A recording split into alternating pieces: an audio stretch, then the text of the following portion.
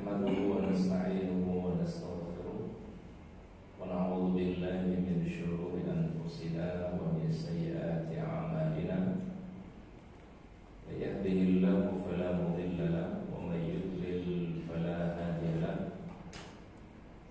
أشهد أن لا إله إلا الله وحده لا شريك له وأشهد أن محمدا عبده ورسوله لا نبي بعده اللهم صل وسلم وبارك على هذا النبي الكريم نبينا محمد بن عبد الله وعلى آله وأصحابه ومن تبعه بإحسان إلى يوم الدين أما بعد سبحان الله والحمد لله ولا إله إلا الله والله أكبر ولا حول ولا قوة إلا بالله العلي العظيم سبحان الله بحمده عدد خلقه ورضا نفسه وزنة عرشه ومداد كلماته. Hadirin kaum muslimin rahimakumullah. Alhamdulillah, marilah senantiasa kita memanjatkan puji dan syukur kepada Allah Subhanahu wa taala atas segala curahan rahmatnya, karunia dan kebaikannya kepada kita semua, terutama nikmat iman dan Islam, nikmat sehat dan kesempatan pada pagi hari ini. Alhamdulillah kita bisa penuhi panggilan Allah Ta'ala melaksanakan salat subuh berjamaah. Mudah-mudahan Allah Subhanahu wa taala melimpahkan keberkahannya kepada kita semua, memberikan kemuliaannya kepada kita semua, dan insyaallah mudah-mudahan amal kita diterima oleh Allah Subhanahu wa taala. Salawat dan salam kita sampaikan kepada uswah hasanah kita, teladan kita yang mulia, baginda Rasulullah Muhammad sallallahu alaihi wasallam. Mudah-mudahan salawat dan salam kita untuk beliau kelak paling akhir kita mendapatkan syafaat Rasulullah Muhammad sallallahu alaihi wasallam. Allahumma salli wa sallim ala nabiyyina Muhammad. Hadirin yang dirahmati oleh Allah Subhanahu wa taala,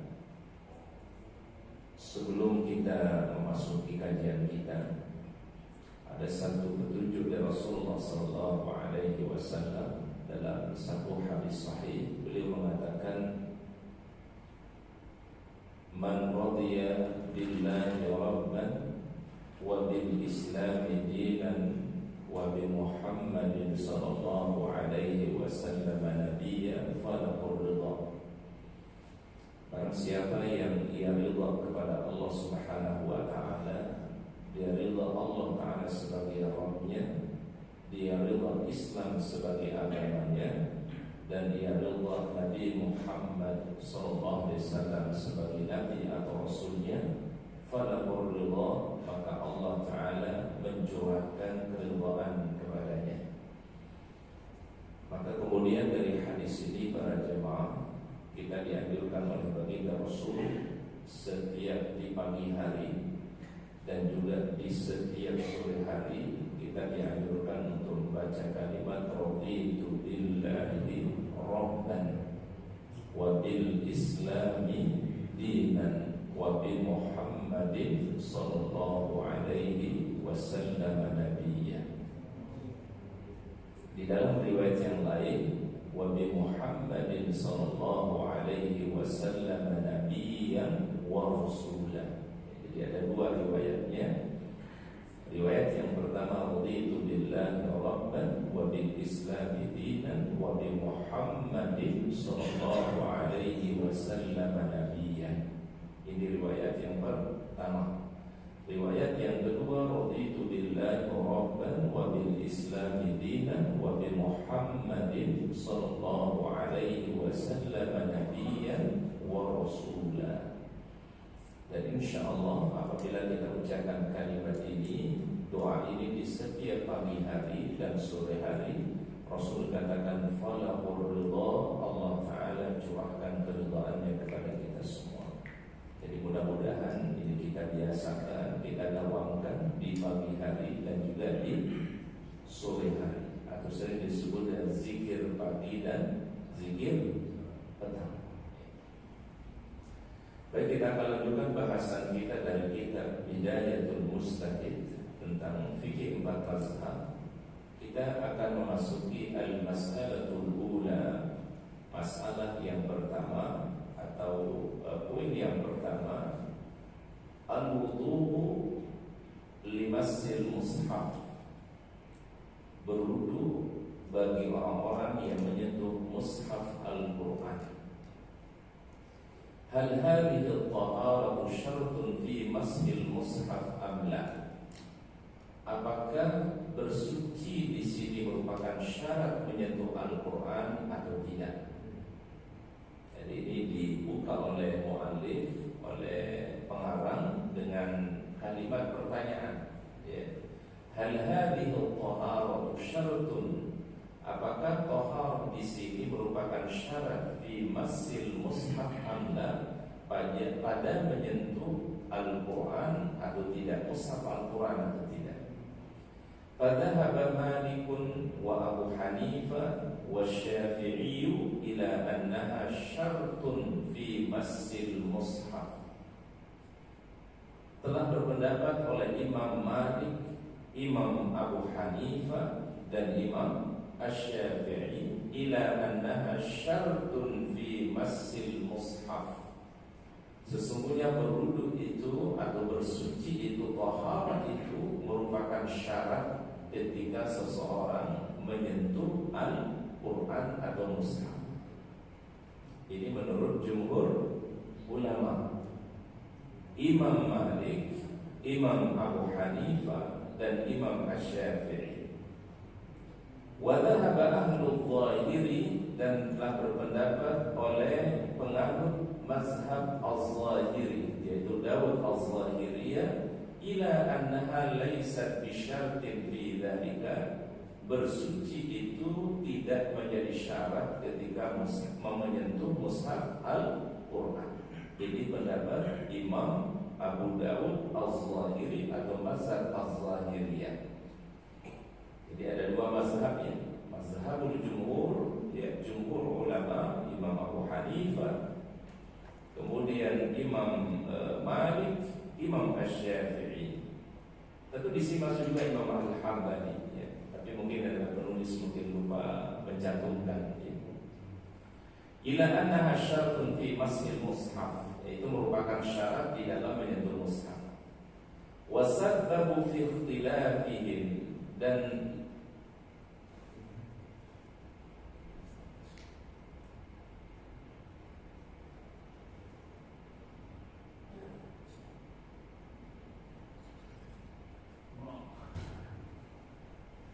baik, wasababu fi ikhtilafihim, dan sebab perbedaannya. Jadi apa yang melatar belakangi para ulama tadi berbeda pendapat di dalam masalah bersuci syarat dari menyentuh mushaf Al-Quran?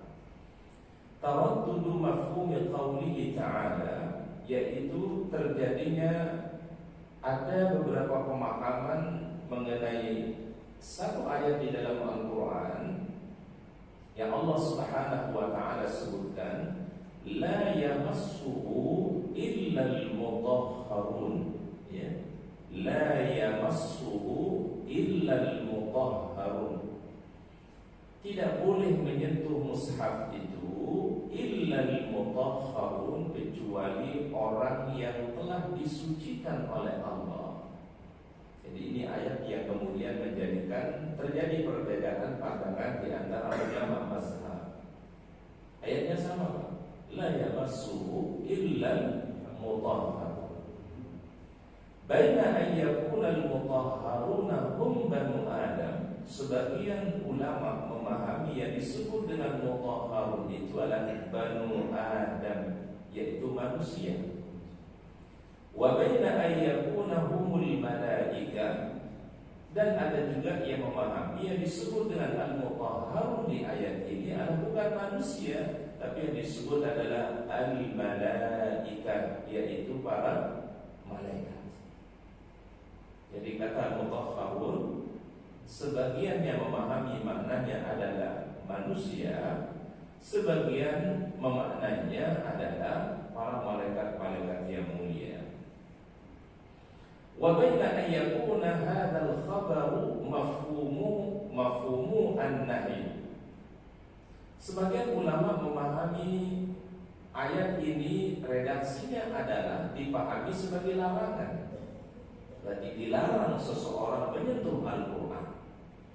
Wa baina an yakuna khabaran la nahyan. Dan juga atau sebagian ulama memahami ayat ini bukan larangan tetapi sekedar informasi berita dari Allah Subhanahu wa taala. Tidak ada larangan secara jelas atau sharih. Ya, paham ya sebab perbedaannya ya Pak ya? Sebab perbedaan pertama adalah sebagian ulama memahami mutahhar itu artinya manusia ya atau Bani Adam. Sebagian ulama yang lain memahami mutahharun itu artinya apa? Malaikat. Kemudian juga adalah dari ayat ini sebagian ulama memahaminya adalah ini maknanya dilarang atau larangan, tetapi sebagian ulama memahami ini bukan larangan, tapi ini sekedar informasi atau khabar dari Allah Subhanahu wa taala. Faman fahima minal mutahharuna bani Adam. Siapa yang memahami kata mutahharun itu adalah Bani Adam, yaitu manusia, wa fahima minal khabari an-nahyu, dan ia pahami dari redaksi ayat itu sebuah larangan dari Allah, maka disimpulkan sebuah hukum, la yajuzu ayyamussal mushafa illa tahirun. Tidak boleh menyentuh mushaf Al-Quran kecuali dalam keadaan apa? Suci. Jadi dia pahami dari ayat itu maksudnya adalah manusia bukan malaikat. Kemudian yang kedua adalah berita atau redaksi ayat itu adalah merupakan larangan. Berarti adalah tidak boleh seseorang menyentuh mushaf Al-Quran kecuali dia dalam keadaan tahir. Tahir apa? Suci. Ya, ini pendapat yang pertama. Wa man fahima minhul khabara faqat. Barang siapa yang memahami dari redaksi ayat itu sekedar khabari. Khabar itu artinya informasi saja dari Allah, bukan merupakan redaksi larangan, tapi sekedar informasi dari Allah. Wa fahima min lafzil mutahharun al-malaika. Dan dia memahami kata mutahharun itu artinya ia disebut adalah para malaikat-malaikat yang mulia yang di sisi Allah Ta'ala. Qala, maka dia simpulkan hukumnya, innahu laysa fil ayati dalilun ala ishtirati hadhihi at-taharah fi massil mushaf. Maka dia pahami dari ayat tadi adalah tidak ada dalil yang mensyaratkan bersuci itu di dalam menyentuh mushaf Al-Quran. Karena yang dia pahami adalah itu bukan bentuk larangan, dan juga yang disebut dengan mutahharun itu adalah bukan manusia tetapi apa? Para malaikat-malaikat yang mulia. Wa idza lam yakun hunaka dalilun la min kitabin wala min sunnatin thabitatin baqiya al-amru ala bara'atil asliyah wa hiya al-ibahah. Jadi ini pegangan yang dipakai oleh mazhab Az-Zahiriyah. Kalau di situ tidak ada dalil yang tegas atau tidak ada sunnah yang sabit dari Nabi SAW, maka kembali hukumnya disebut dengan al-bara'atul asliyah. Ya. Bara'ah al-asliyah itu artinya apa? Kalau konteksnya fikih itu artinya al-mubah. Maka artinya hukumnya apa? Mubah. Berarti boleh-boleh saja seseorang ketika menyentuh Al-Quran tidak dalam keadaan apa? Suci. Kembali hukumnya kepada mubah. Ya. Dalam istilah fikih itu disebut dengan al-bara'atul asliyah. Ya.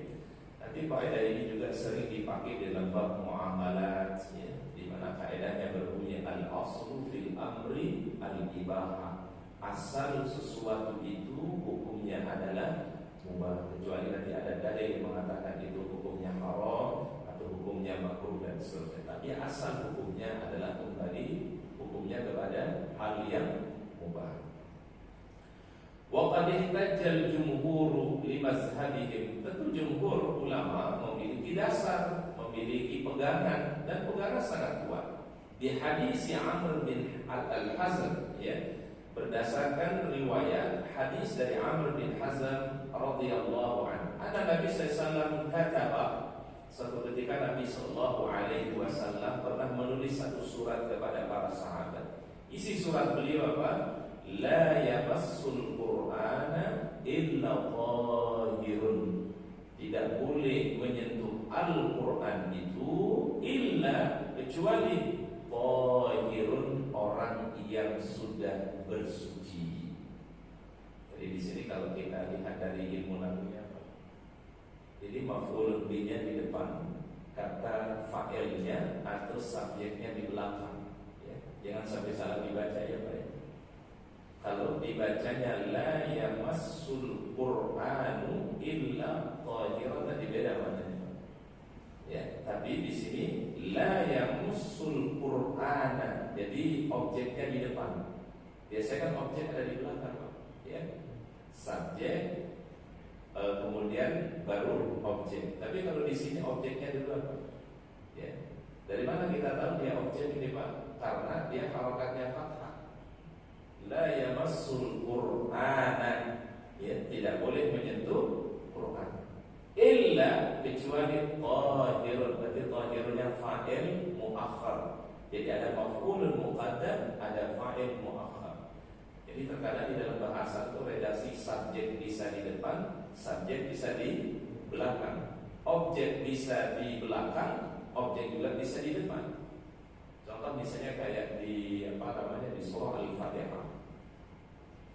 Iyyaka na'budu wa iyyaka nasta'in. Itu objeknya di depan, Pak. Iyyaka na'budu wa iyyaka nasta'in. Hanya kepada Engkau ya Allah kami beribadah, hanya kepada Engkau ya Allah kami mohon pertolongan. Berarti objeknya di mana? Di depan apa di belakang, Pak? Di depan. Maka biasanya kalau kalimat di dalam bahasa Arab menggunakan objek di depan, itu maknanya biasanya al-hasr. Al-hasr itu membatasi. Artinya adalah hanya kepada Engkau ya Allah kami ibadah, hanya kepada Engkau kami mohon pertolongan. Berarti menutup peluang tidak boleh menghambakan diri kecuali hanya kepada Allah. Tidak boleh seorang ibadah kecuali hanya untuk Allah Ta'ala. Makanya menggunakan kata iyyaka na'budu wa iyyaka nasta'in. Beda kalau redaksinya nanti objeknya di belakang. Na'buduka wa nasta'inu bika. Kami beribadah kepadamu, kami mohon pertolongan kepadamu. Kira-kira yang lebih kuat maknanya yang mana, Pak? Yang pertama, Pak, iyyaka na'budu wa iyyaka nasta'in. Nah, ini dalam bahasa Arab terkadang fa'il di depan, dia terkadang di belakang. Yang umumnya maf'ul objek di belakang, tapi terkadang bisa ditaruh di mana, Pak? Di depan. Namanya taqdim wa ta'khir. Makanya kalau sholat itu pun juga ada jamak taqdim, ada jamak apa? Ta'khir. Ya. Berarti cara bacanya tadi apa? La yamassul Qur'ana. Jangan dibaca Quran. La yamassul Qur'ana illa tahirun. Tidak boleh menyentuh Al-Quran. Itu berarti objeknya apa? Al-Quran, mushaf Al-Quran. Illa tahir, kecuali orang yang bersuci. Ini dalil yang menguatkan pendapatnya siapa? Jumhur ulama. Wa hadis Amr bin Hazm radhiyallahu anhu, dan hadis Ibnu Hazm radhiyallahu anhu, ikhtalafa an-nas fi wujubil amal biha li'annaha musahhafah. Kemudian berikutnya adalah ini catatan kakinya. Wa ahlu zahir yaruddunahuma, ya. Tetapi ahlu zahir ya tidak menerima hadis yang disampaikan jumhur tadi. Dia tetap berpegang bahwa yang disebut dengan mutahhar itu bukan manusia, tetapi yang disebut adalah para malaikat-malaikat yang mulia, ya.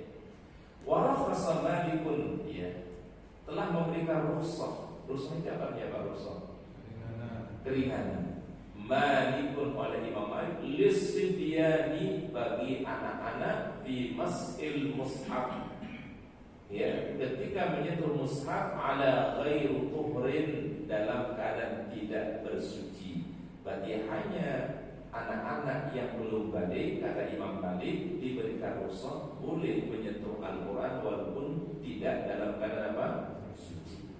Li'annahum ghairu mukallafin, karena anak kecil itu yang belum balik belum termasuk mukallaf. Mukallaf artinya orang yang telah diberikan beban kewajiban atau perintah oleh Allah Subhanahu wa taala. Jadi kalau anak itu belum disebut dengan mukallaf, tapi kalau dia sudah dewasa, dia sudah balik, maka disebut dengan mukallaf, ya. Disebut dengan apa? Mukallaf. Baik. Berikutnya adalah al-mas'alatu tsaniyah, ya, masalah yang kedua. Fi wudu'il junub, pada wudunya orang-orang yang janabah atau junub. Sebelum mungkin kita masuk pada poin ini para jamaah, ada salah satu sunnah Rasulullah SAW. Ketika orang mau mandi janabah, itu adalah disunnahkan oleh Rasul untuk berwudu terlebih dahulu, sama seperti wudunya untuk salat.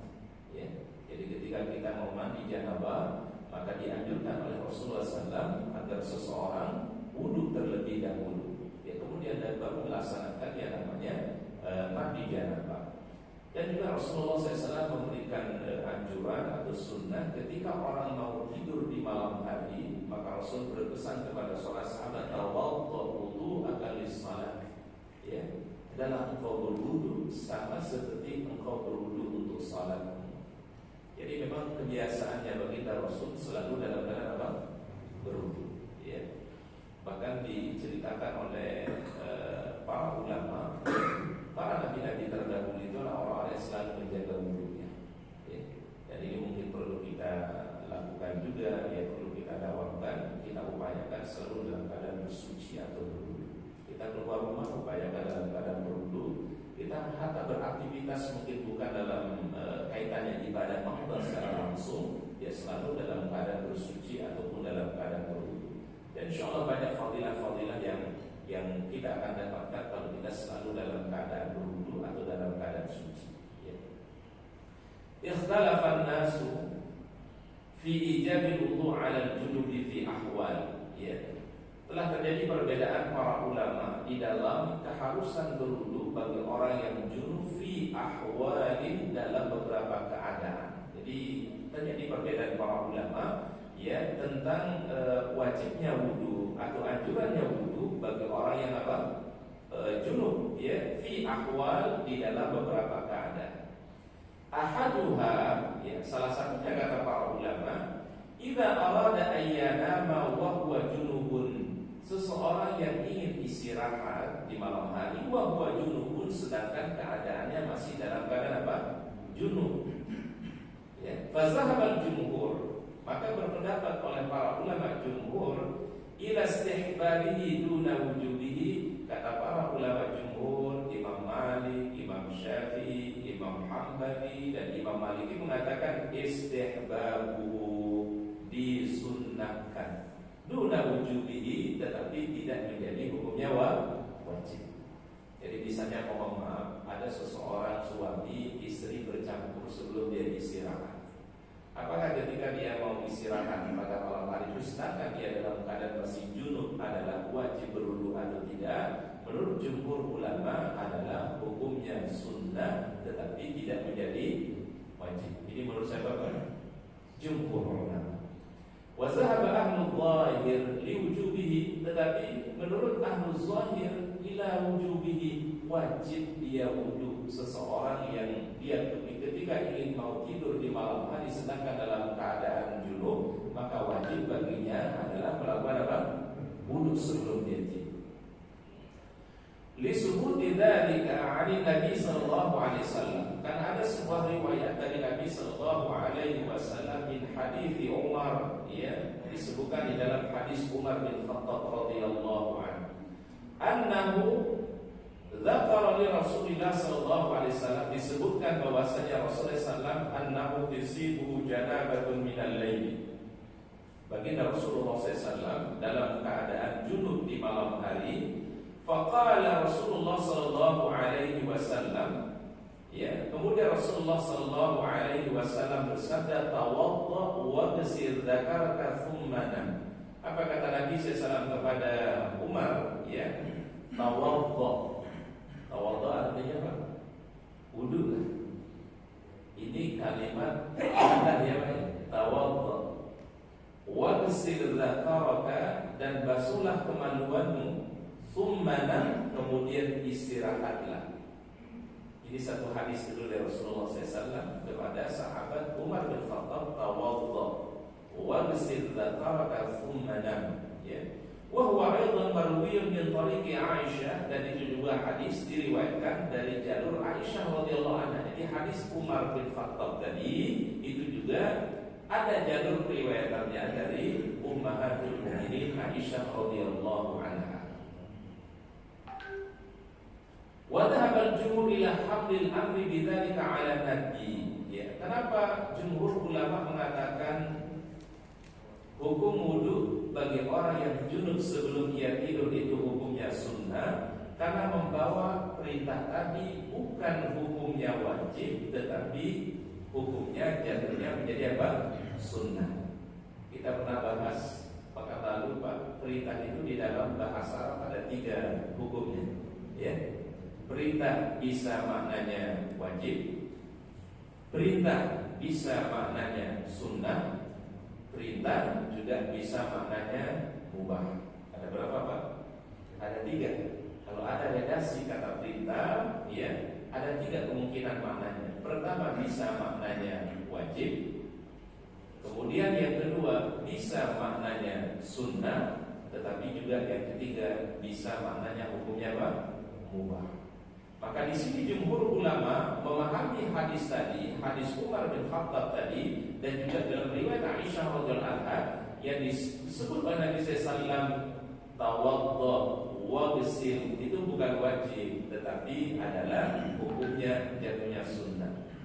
Wal udulu bihi an dhahiri makani adami wa munasabati wujubi dhal iradati naum. Ya, karena kenapa itu menjadi tidak wajib? Karena orang itu tujuannya adalah istirahat, bukan tujuan untuk menunaikan salat. Kecuali kalau menunaikan salat, maka taharah menjadi hukumnya apa? Wajib. Ini dalil yang dipegang oleh jumhur ulama. Kemudian waqad yahtaju aidan lidzalika bi ahadits athbat wa hadis Ibnu Abbas anna kharaja min al-khala fa utiya bi ta'amin fa qala ala natika bi tuhrin faqala usalli afatawadda. Jadi ini yang menguatkan jumhur ulama bahwasanya adalah perintah di situ bukan hukumnya wajib, tetapi hukumnya apa? Sunnah. Ya, jadi sekali lagi redaksi Al-Quran atau redaksi hadis Nabi sallallahu alaihi wasallam ketika kalimatnya itu perintah bisa jatuh hukumnya wajib, bisa jatuh hukumnya sunnah, dan juga bisa jatuh hukumnya menjadi mubah. Kemudian berikutnya wa qad ihtaju bi hadits Aisyah radhiyallahu anha, ya, dan jumhur berpendapat dengan hadis Aisyah annahu kana yanam wa huwa junubun la yamassul ma, ya. Rasul pernah beliau tidur di malam hari, tetapi waktu itu beliau dalam keadaan junub dan beliau tidak berwudu. Pernah dilihat oleh Aisyah radhiyallahu anha ketika beliau istirahat di malam hari, beliau tidak wudu. Wa kadzalika ikhtalafu fi wujubil wudu' 'ala al-junub alladhi yuridu an ya'kul aw yashrab. Terjadi perbedaan para ulama pada wajibnya wudu bagi orang yang junub, alladhi yuridu an ya'kul aw yashrab. Jadi ini ada orang dalam keadaan junub misalnya, apakah ketika dia mau makan atau ketika dia mau minum, wa 'ala alladhi yuridu an yu'abida ahlahu, atau dia ingin untuk bercampur dengan istrinya misalnya, apakah dia disyaratkan wudu terlebih dahulu atau tidak?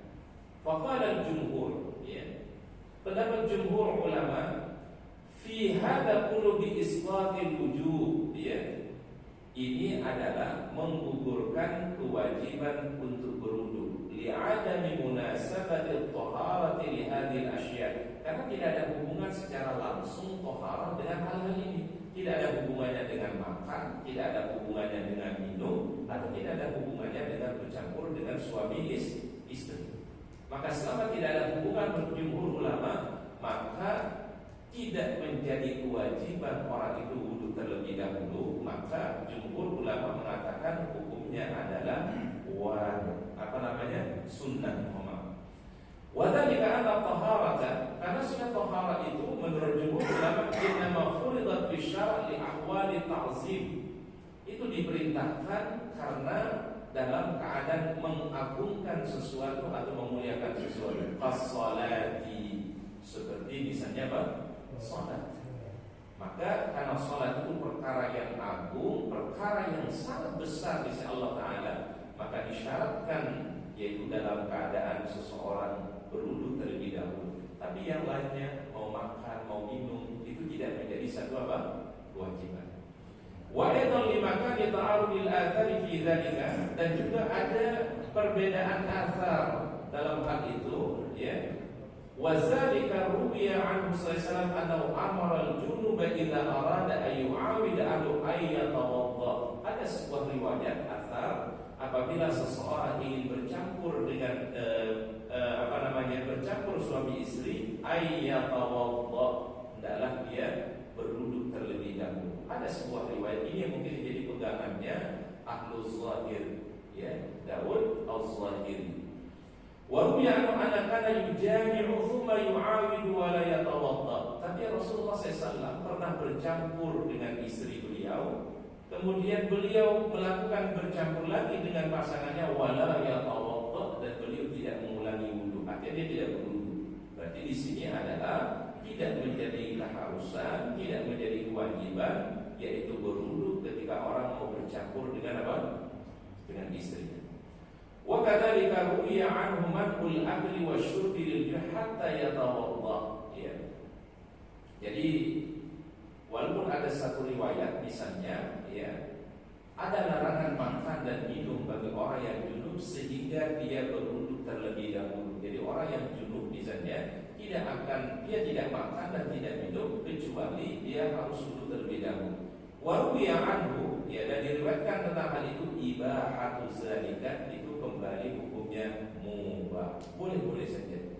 Kalau dia mau wudu silakan, tidak berwudu pun juga adalah hukumnya mubah. Jadi cenderung para ulama di sini, jumhur ulama mengatakan kembali asal hukumnya bara'atul asliyah yang tadi namanya, itu kembali hukumnya adalah hukumnya mubah.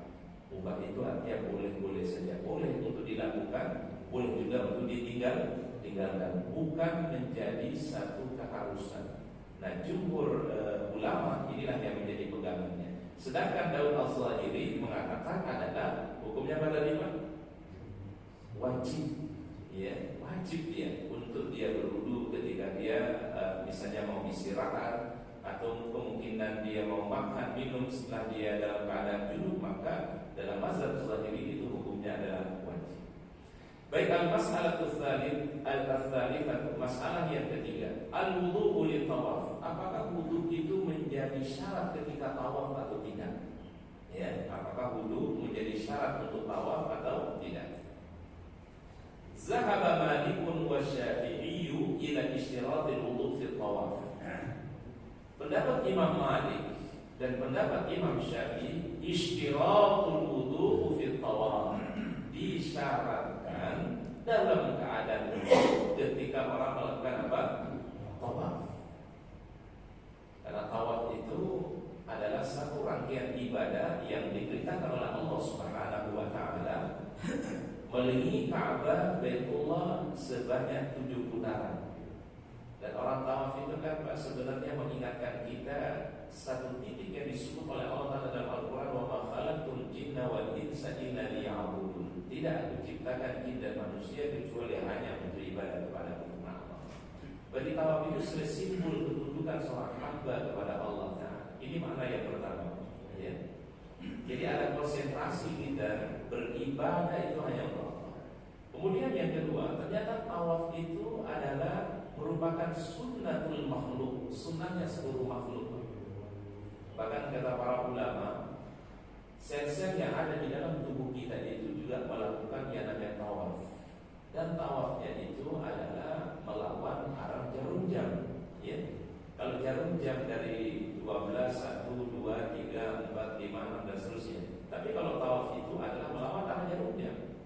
12, 11, 10, 9, 8, 7, 6, 5, 4, 3, 2, 1 kembali ke 12.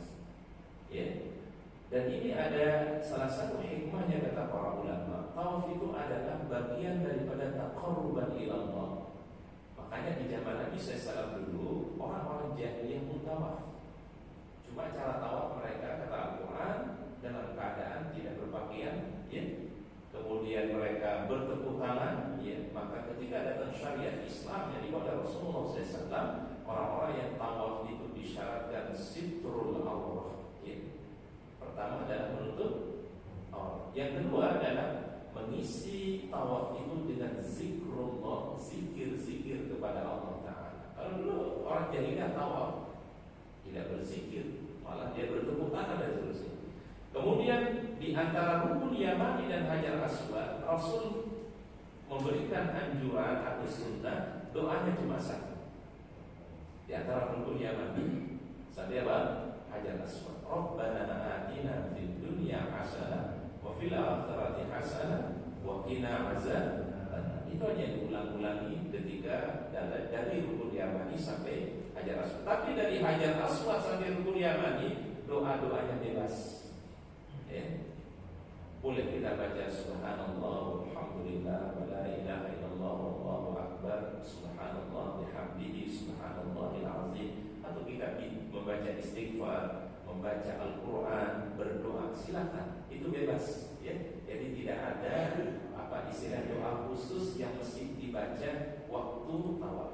Ustaz, tapi kenapa ada buku panduan misalnya, ya? Buku panduan, ada tawaf yang pertama dibaca ini, tawaf yang kedua dibaca ini. Itu semua istihad para ulama. Istihad para ulama diambil dari doa-doa Al-Quran dan doa-doa sunnah Rasulullah SAW, tetapi bukan menjadi keharusan. Ya, ini bedakan ya Pak ya. Bukan menjadi satu keharusan. Mungkin ada orang mau apa? Dia mungkin tidak hafal doa-doanya. Ya, tawaf pertama apa doanya, tawaf yang kedua apa doanya. Maka kata para ulama, kembali kepada hukum asalnya, silahkan bacalah zikir-zikir yang mudah, doa-doa yang mudah yang dihafal. Jadi sebenarnya kita ibadah itu tidak diberat-beratkan oleh Allah. Betul ya Pak ya? Ya, karena sebagian orang itu mau berangkat ke tanah suci, yang dibayangkan itu hafalan doanya. Ya, apalagi kan bukunya tebel itu, apalagi kalau haji itu dikasih dua buku panduan. Satu panduan buku manasik, satu panduan doa-doa dan zikir. Kalau yang mungkin sudah terbiasa membaca zikir, membaca doa mudah. Tapi kan ada orang mau apa ya, mungkin dia tidak terlalu mendalami hal itu, karena mengalami kesulitan. Sehingga sebelum berangkat sudah beban itu Pak, dia nanti mesti hafal doa ini, hafal doa ini, akhirnya sehingga kami jadi berat. Maka para ulama mengatakan silahkan bacalah doa yang mampu kita baca, mampu ya zikir yang mampu kita baca untuk tawaf. Ya, berarti tidak ada doa yang sifatnya apa? Harus ya. Jadi ulama ya ketika menyusun doa tawaf yang pertama, tawaf yang kedua itu istihadiyah semua. Ya, istihadiyah itu artinya adalah inisiatif para ulama mengambil doa-doa dari Al-Quran dan doa-doa dari Sunnah Rasulullah SAW. Baik. Jadi menurut Imam Malik, menurut Imam Syafi'i, ishtiratul wudu fil tawaf, ya, disyaratkan berwudu ketika mau melakukan apa? Tawaf. Wa zahaba Abu Hanifah, dan berpendapat Imam Abu Hanifah ila isqatihi, ya, gugur kewajiban berwudu untuk tawaf. Berarti kalau menurut Imam Abu Hanifah, ya tidak menjadi syarat ya dalam tawaf itu untuk berwudu. Tidak jadi syarat wudu itu untuk tawaf.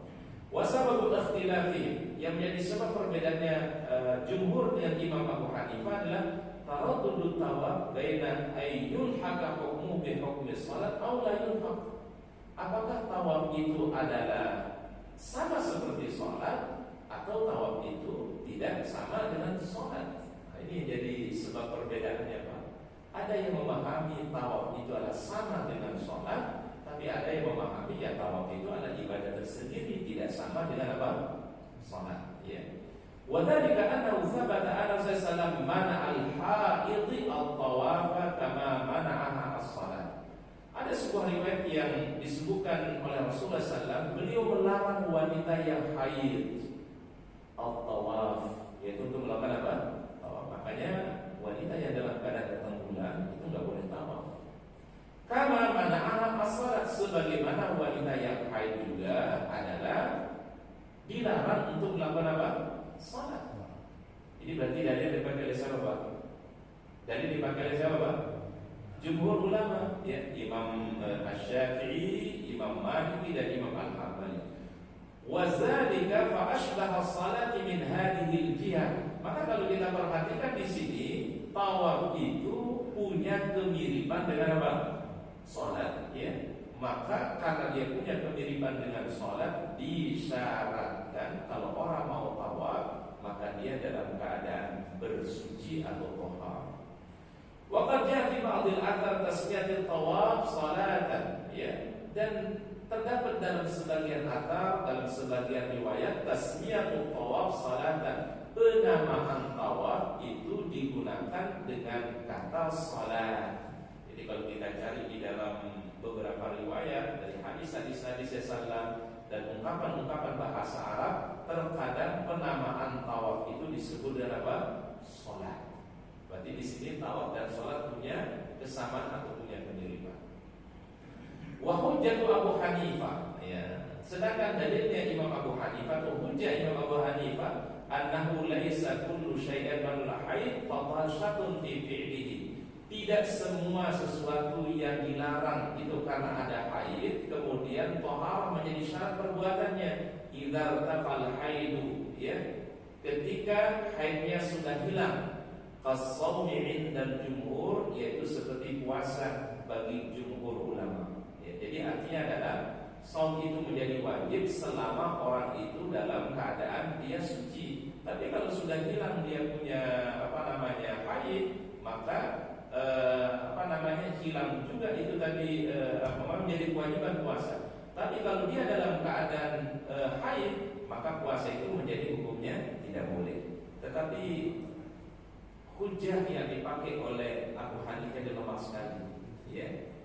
Karena kalau kita perhatikan riwayat-riwayat yang kuat itu adalah tawaf disamakan dengan sholat. Karena Imam Abu Hanifah seakan-akan mengatakan ya sholat itu sholat, tawaf itu berbeda, maka tidak disyaratkan taharah menurutnya. Tetapi sekali lagi hujah yang dipakai oleh Imam Abu Hanifah adalah hujah yang dhaif, ya. Dhaif itu artinya lemah hujahnya, ya. Karena sebagian besar dalil-dalil yang dipahami oleh para ulama jumhur bahwasannya adalah tawaf itu adalah sama dengan sholat.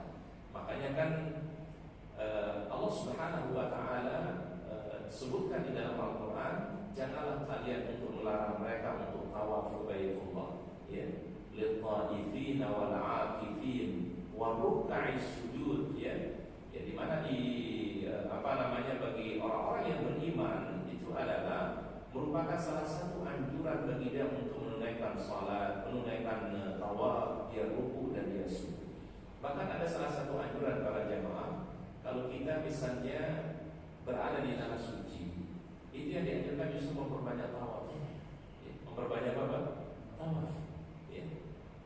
Dan bahkan leluasa kita diberikan anjuran oleh Rasulullah SAW. Bahkan kata Aisyah radhiyallahu anha, beliau mengatakan apa?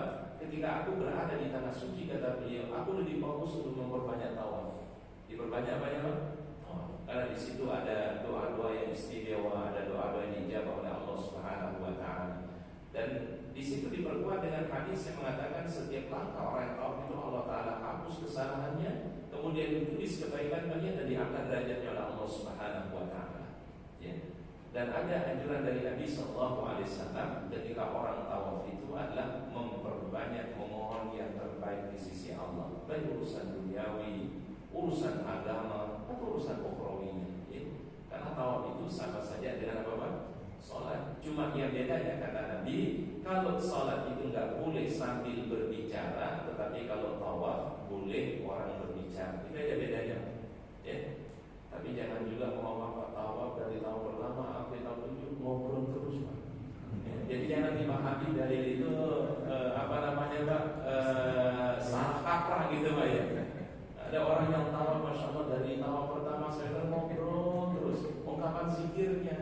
kapan baca Qurannya, kapan berdoanya. Ya, kalau ngobrol terus, sesekali maksudnya Nabi SAW itu boleh. Ya.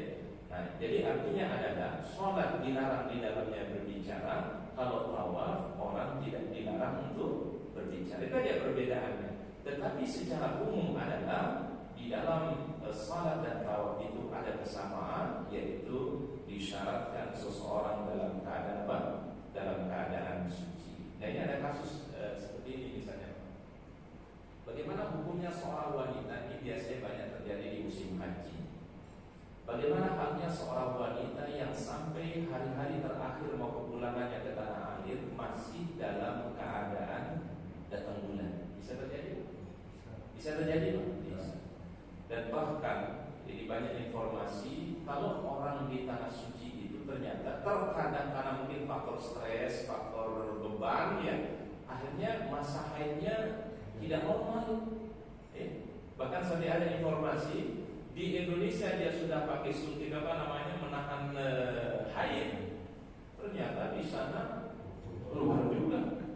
Bahkan dalam durasi yang agak lama, biasa haidnya mungkin 7 hari 6 hari, ini sampai lebih dari itu. Bahkan sampai hari kepulangan itu ternyata adalah belum suci. Rangkaian ibadah haji yang lain sudah dia tunaikan, Pak. Wukuf Arafah dia sudah tunaikan, kemudian mabit di Musdalifah dia sudah tunaikan, lempar jamarah dia sudah tunaikan. Tapi ada yang belum tunaikan, tawaful ifadahnya. Lalu bagaimana caranya? Para ulama mengatakan kalau dia sudah di hari-hari terakhir, ya, sedangkan dia belum dalam keadaan suci. Nah, di sini ada dua caranya kata para ulama. Kalau orang itu berada tinggal dekat dari kota Mekah, seperti orang Jeddah, orang Taif, ya, dan mereka bisa bolak-balik. Maka kata para ulama, boleh dia menunggu dulu sampai dia suci, baru dia tunaikan tawaful ifadah. Karena mereka bisa bolak-balik. Ya, dari Mekah ke Jeddah gampang, ya, atau dari Mekah ke Taif gampang, ya. Jadi kalau toh mereka belum menunaikan tawaful ifadah, boleh mereka menunggu sampai mereka suci. Tapi kata para ulama, bagi jamaah yang datang dari negeri yang jauh dari Mekah dan ada kemungkinan sulit untuk bisa kembali lagi untuk menunaikan haji, apalagi menunggu haji bukan setahun, bukan 2 tahun, sekarang bisa 30 tahun dan bahkan bisa 40 tahun. Ya bayangnya reguler itu bisa 30 tahun, bahkan bisa 40 tahun nunggunya. Maka kata para ulama, dalam kondisi seperti itu, di saat hari terakhir dia di kota Mekah, ya, di hari terakhir di kota Mekah, boleh dia mandi janabah, artinya dia bersih mandi janabah. Kemudian dia menggunakan pembalut kata para ulama, ya. Kemudian dia masuk ke Masjidil Haram, dia lakukan tawaf, kemudian dia sa'i dan langsung keluar dari Masjidil Haram dan tidak berlama-lama di dalam masjid. Karena sebenarnya hukumnya masih dalam keadaan apa, Pak? Dalam keadaan belum suci sebenarnya, Pak. Tapi problemnya karena dia akan sulit nanti balik ke sana lagi dalam kondisi darurat itu, kata para ulama, boleh dia mandi janabah, dia bersih, kemudian dia gunakan pembalut, ya, kemudian dia masuk ke dalam Masjidil Haram, dia tawaf, kemudian dia sa'i, setelah itu dia langsung keluar dari Masjidil Haram. Dan ini merupakan adalah salah satu fatwa yang banyak memberikan keringanan kemudahan terutama bagi seorang wanita yang menunaikan ibadah haji yang sampai hari akhir-akhir di tanah suci belum dalam keadaan suci. Dan ini kasus sering terjadi, ya, sering kali terjadi. Maka di sini masya Allah para ulama memberikan fatwa, pendapat, istihad itu adalah demi tadi, yuridullahu bikumul yusra wa la yuridu bikumul usra. Karena kalau misalnya dia mesti nunggu sucinya dulu sedangkan dia udah mau pulang, berarti misalnya dia pulang ke Indonesia, berarti nanti hajinya dia sempurnakan 30 tahun ke depan. Dia balik lagi ke sana untuk menyempurnakan hajinya. Tentunya suatu yang berat. La yukallifullahu nafsan illa wus'aha. Baik, wallahu a'lam bishawab. Mungkin itu yang kita bisa bahas beberapa poin ya yang disebutkan di dalam sunnah atau perintah Rasulullah SAW. Baik, mungkin sebelum kita akhiri kalau ada pertanyaan silakan. Bukan pertanyaan, cuma kaget ya. Baik, silakan. Mengenai tawaf ya. Saya jelas juga dalam singkat dasar elektronik ya. Dan itu berputar tidak nanti ke atas. Tawaf ke atas. Alam tadi kan alam bentuk. Iya, jadi itu dalam singkat dasar beda nanti.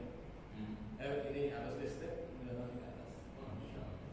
Itu kaget saya. Jadi praktek tawaf itu adalah praktek sunatul makhluk kalau kata orang kayak listrik GGR. Masya Allah. Iya, beliau ahlinya nih, Masya Allah. Dan ternyata kenapa kemudian ini ada dalil juga dari Rasulullah SAW. Ternyata posisi tawaf kita ini yang sekarang di bumi ini, Pak, sejajar posisi tawaf itu dengan Baitul Ma'mur. Baitul Ma'mur itu, Pak, satu tempat yang ada di langit, tempat tawafnya para malaikat. Jadi posisi Ka'bah atau posisi Baitullah itu kata Rasulullah SAW itu sejajar dengan tawafnya para malaikat. Jadi sebagaimana orang mukmin tawaf di muka bumi ini, para malaikat pun juga di langit melakukan apa? Tawaf. Dan tidak putus mereka tawaf. Sebagaimana tidak putusnya tawaf di atas muka bumi ini. Mungkin kalau di bumi ini putusnya tawaf cuma satu, Pak. Cuma waktu dalam keadaan sholat doang, betul Pak? Tapi begitu selesai tawaf orang lanjutin lagi, Pak. Ya. Saya kaget.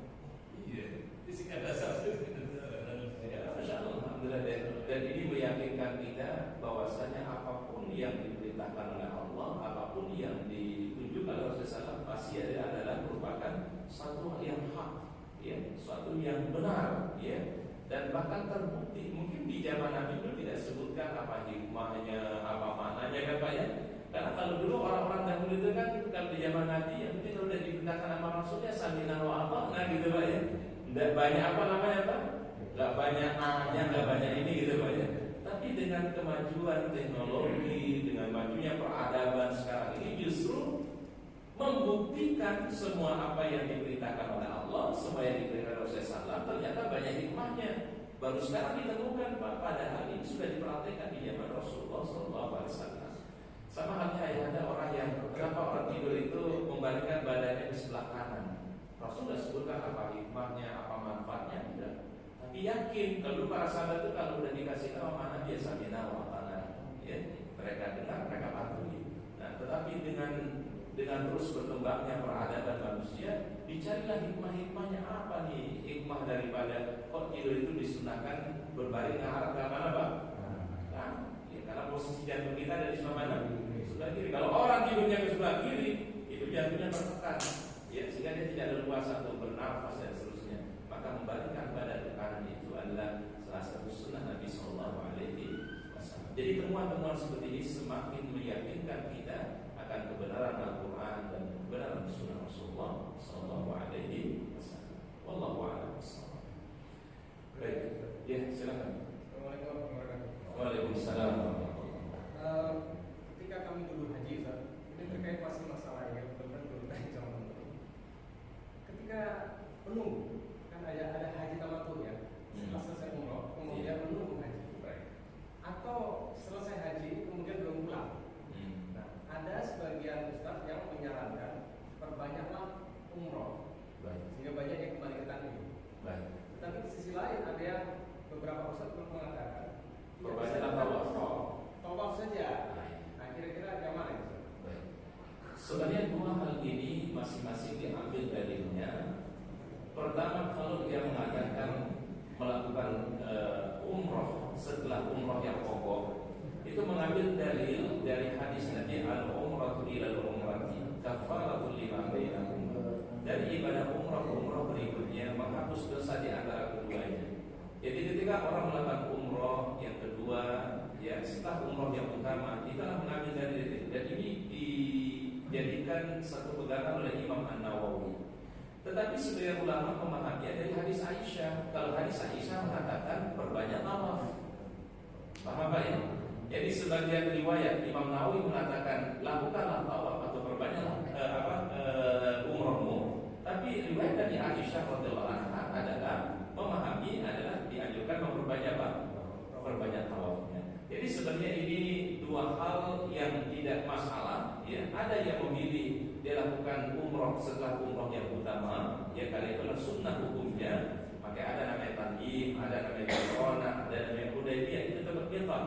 Ya, kita ambil miqat di situ, kemudian kita menunaikan ibadah umroh kita. Ya. Kemudian sebagian ulama memahami adalah afdolnya adalah perbanyak tawaf. Ini mengambil dalil dari Aisyah radhiyallahu anha. Silakan, ini merupakan pilihan-pilihan yang diberikan oleh para ulama. Ya, kita ambil yang praktisnya. Tapi mungkin kalau saran Ustaz, mungkin jangan terlalu membebankan diri. Karena ada satu orang itu pernah satu hari itu umroh sampai 2-3 kali, Pak. Ya, satu hari 3 kali umroh. Ya, sedangkan mohon maaf Pak, pasien yang bisik ya Pak ya. Karena kita ibadah di sana Pak, jangan sampai karena diporsirnya berlebihan, akhirnya mohon tidak efektif ibadah yang pokoknya. Apalagi mohon maaf nanti kita mau wukuf Arafah, kemudian mau mabit di Musdalifah, kita nanti masih ada rangkaian ibadah-ibadah yang lain yang lebih pokok. Hanya karena kita mengejar yang sunnah mau umroh ini, yang pokoknya jadinya diapain Pak? Diabaikan. Nah ini mungkin masalahnya di situ. Tapi kalau dia lakukan misalnya umroh yang berikutnya mungkin sekali saja, dan dia tidak ulang-ulangi dalam durasi yang sangat lama atau dalam waktu yang sangat banyak, itu yang mungkin akan menjadi beban bagi seorang. Ya. Tapi kalau tawaf kan lebih sederhana sebenarnya Pak. Karena tawaf kan kita tidak perlu ambil miqat, ya. Kemudian kita tidak harus keluar dari tanah haram, ya. Kemudian juga efisien waktu, ya. Kita bisa habis tawaf mungkin zikir, kita bisa berdoa dan seterusnya, ya. Sehingga para ulama dalam hal ini mengambil pertengahan Pak. Kalau dia mau mengambil umroh misalnya setelah dia umroh yang utama, jangan terlalu diperbanyak. Karena kenapa? Akan menjadi beban. Ya. Kemudian yang kedua, bagi yang mengambil tawaf saja, tawaf sunnahnya saja, itu untuk mengefektifkan waktu selama berada di tanah haram. Ya. Ini mungkin pendapat yang lebih pertengahan gitu ya Pak ya. Karena ada sebagian Muhammad terkadang kasihan pembimbingnya Pak. Ya pembimbing itu kan bukan robot Pak. Ada satu travel itu satu hari itu adalah 2 kali umroh, 3 kali umroh. Jadi selama dia ada di sana itu berarti kalau satu hari umroh 3 kali, misalnya dia ada di tanah suci 10 hari. 30 hari Pak.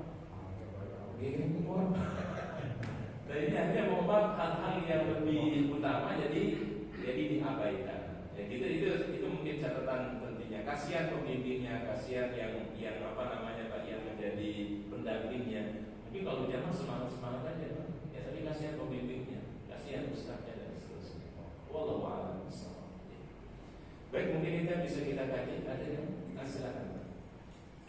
Setelah kita mendengar kajian ini, kan banyak pilihan bagi kita. Baik. Kita mungkin jumhur ulama, kita ikut dalam masalah ini. Apa dasarnya kalau kita, saya ingin ikut Islam aja, tapi saya tidak kerjakan. Kan harus ada sesuatu yang mendasari. Baik. Kira-kira apa? Baik, wallahu a'lam bishawab. Tentu dari sekian tadi pendapat-pendapat yang ditawarkan oleh para ulama, masing-masing ada dalilnya.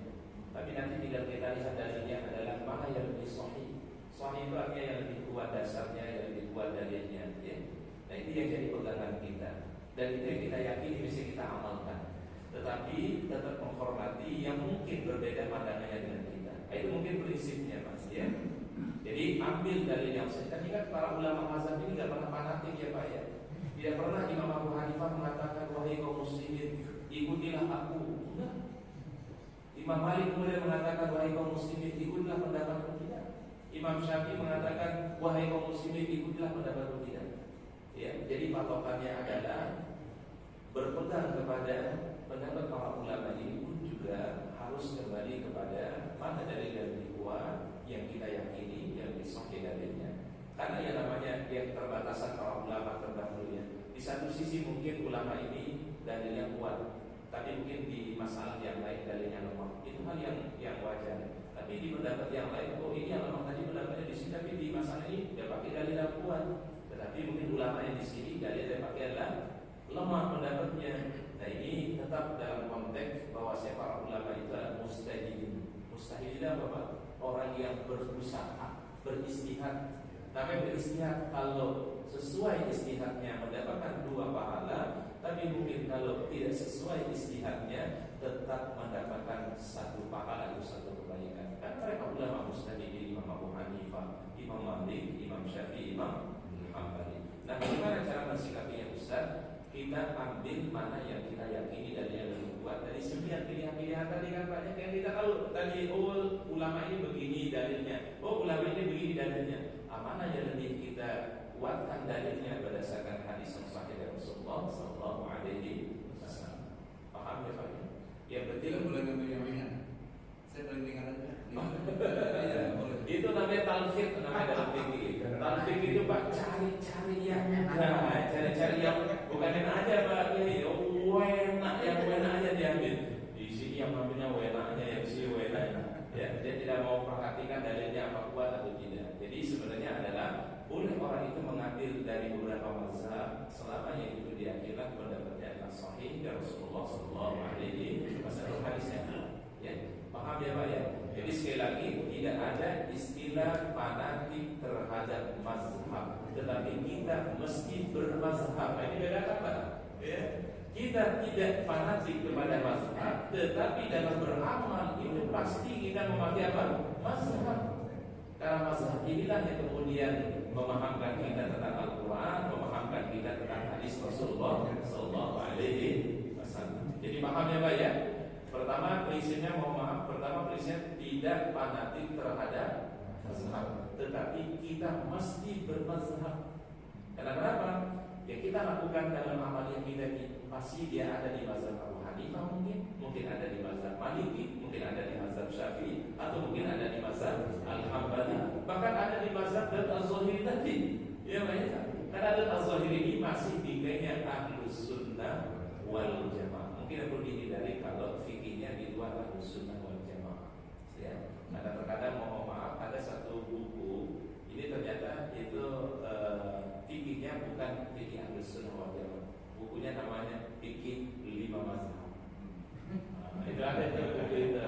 Mungkin di sana zamannya pernah sharing ke kami, Ustaz tuh ada fikih 5 mazhab. Oh ternyata itu yang satu mazhab itu adalah di luar daripada mazhab Ahlus Sunnah wal Jamaah. Insyaallah kalau ada paham dia mazhabnya. Ya. Itu yang mazhab Ja'fari ya.